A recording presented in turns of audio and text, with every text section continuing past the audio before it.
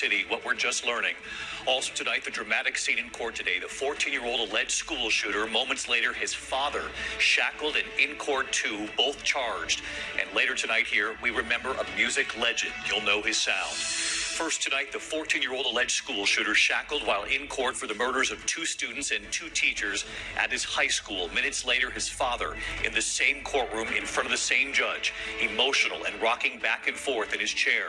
Both tonight charged with murder. Sources telling ABC News the father gave his son an AR-15 style rifle for Christmas. That breaking headline in New York City, the FBI foiling an alleged plot to kill Jewish people in New York.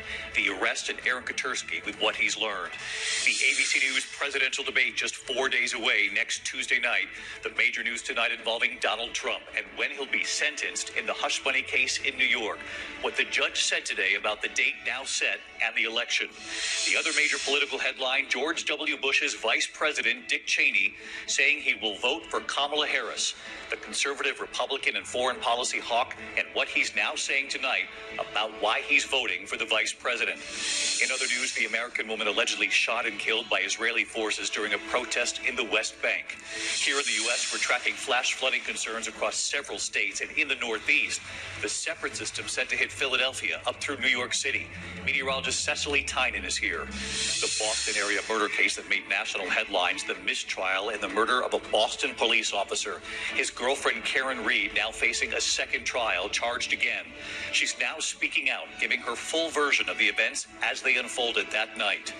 At this hour, the breaking news involving Boeing's Starliner spacecraft that just left the International Space Station, leaving 2 American astronauts behind. So when and how will they get home? And the tributes pouring in tonight for the musician and his singular sound. From ABC News World Headquarters in New York, this is World News Tonight with David Muir. Good evening, and it's great to have you with us here on a Friday night. There is news coming in, the FBI foiling an alleged terror plot that they say would have targeted Jews in New York City. But we are going to begin tonight with the dramatic scene in court after the deadly high school shooting in Georgia. The 14-year-old alleged shooter shackled in court, and then minutes later, his father also shackled in that same courtroom, facing murder charges too. 14-year-old Colt Gray being tried as an adult on 4 counts of felony murder. 2 students and 2 teachers died in the shooting. The judge telling the 14-year-old he faces life in prison. And then his father, Colin Gray, 54 years old, charged with 2 counts of second-degree murder, 4 counts of involuntary manslaughter. Tonight, authorities say the father allowed his son access to the assault-style rifle used in the shooting. And sources tell ABC News the assault-style rifle was a Christmas gift from his father. ABC's Faith Abube leading us off from Georgia again tonight. Tonight, the extraordinary scene, a son and minutes later, his father appearing in the same Georgia courtroom, both charged in connection with the murders of 2 students and 2 teachers. 14-year-old accused school shooter Colt Gray sitting in front of grieving relatives of his alleged victims, his hands and feet shackled, face covered by his long blonde hair, sitting at the defense table facing the judge. Good morning, sir. Are you Mr. Colt Gray? Sir. The judge outlining the charges. You're charged with 4 counts of felony murder. A short time later, the alleged shooter's father, 54-year-old Colin Gray, brought into the same courtroom, emotional, rocking back and forth in the chair, looking down, his eyes closed at times. The father charged with multiple counts of second-degree murder and manslaughter, accused of allowing his son to have access to the AR-15 style rifle used in the shooting. And sources telling ABC News this past Christmas, he gave his then 13-year-old son the gun used in the shooting as a gift, just months after investigators interviewed both of them about a school shooting threat his son allegedly made online.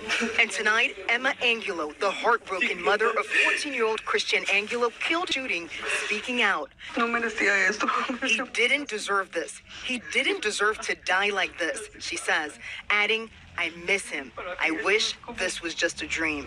Late today, we spoke with Jackie Garcia, whose 15-year-old daughter, Melanie, was one of the 9 people injured in the shooting. This boy came in, opened the door, and just opened fire.